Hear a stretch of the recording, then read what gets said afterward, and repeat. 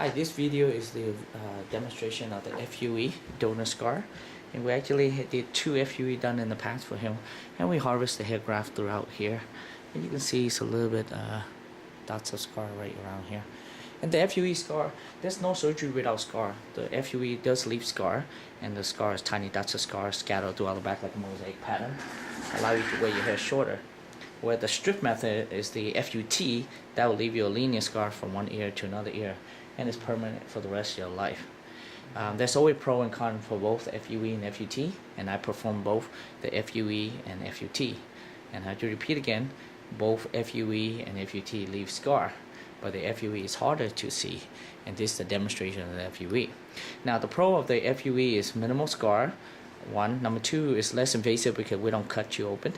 We leave the scalp intact, we just plug one at a time. That means less side effect, less painful, less faster recovery.